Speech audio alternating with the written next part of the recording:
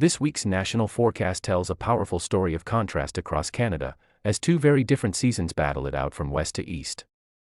While parts of Western Canada settle into an unusually mild and almost spring-like pattern, central and eastern regions are preparing for a long-tracking winter storm that will bring snow, followed by another surge of Arctic air before the week is done. Let's start with the big picture. A strong ridge of high pressure is firmly established over British Columbia and the western prairies.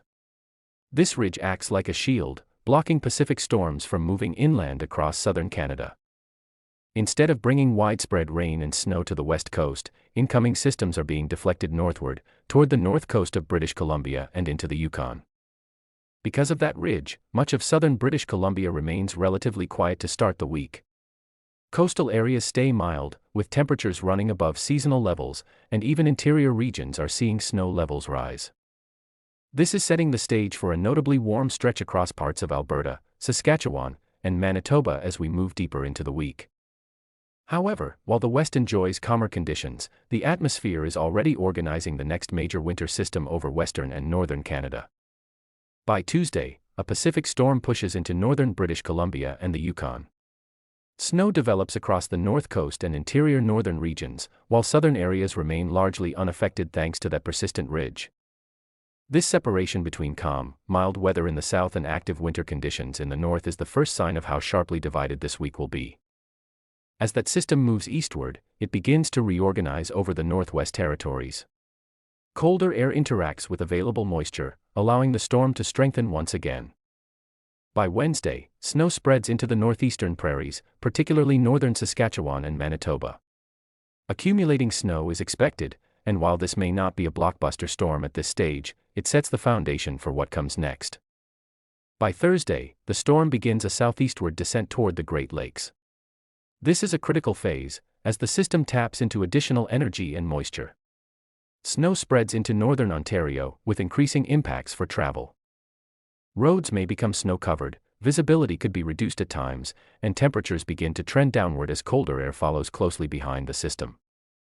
As we head into Friday, the storm reaches some of the most densely populated parts of the country. Snow pushes into southern and eastern Ontario, including areas along the Great Lakes, before spreading into Quebec.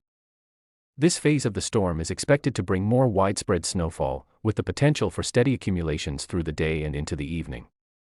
At the same time, colder air continues to pour southward. What starts as snow under relatively manageable temperatures will quickly transition into a colder, sharper winter feel. By Friday night, temperatures drop significantly, and wind chills begin to become a major factor. Southern Ontario is expected to see overnight lows near -20 degrees, with wind chills plunging into the -30s. Northern Ontario will be colder still, with temperatures falling to -25 or lower and wind chills reaching -30 to -40. This level of cold increases the risk of frostbite and makes any lingering outdoor activity dangerous without proper protection. As the storm exits central Canada, it continues its journey eastward. By Saturday, snow spreads into Atlantic Canada once again. This region has already experienced significant winter weather recently, and this system will add another round of snow to the mix. Snowfall will affect Nova Scotia, Prince Edward Island, New Brunswick, and Newfoundland as the storm's final chapter unfolds.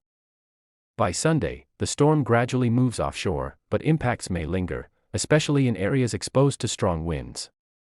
Blowing snow could reduce visibility, and travel disruptions are possible even after snowfall begins to taper off.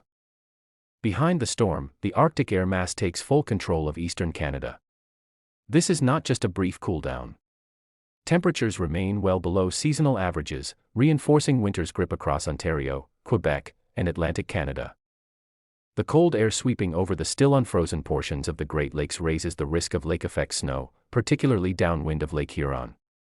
Lake-effect bands can be localized but intense, producing rapid snowfall accumulations in a short amount of time. Even areas that miss out on the main storm could still see additional snow as cold winds flow across open water.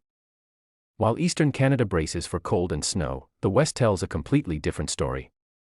With the ridge of high pressure holding strong, mild Pacific air continues to dominate the prairies.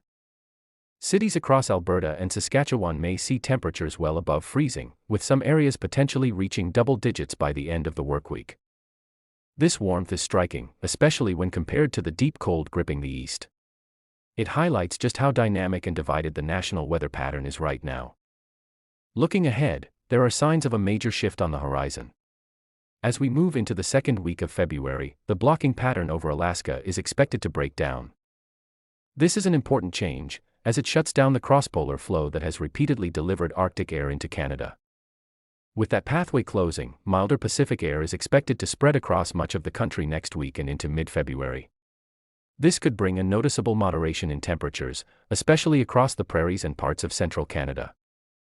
That said, not everyone warms up equally.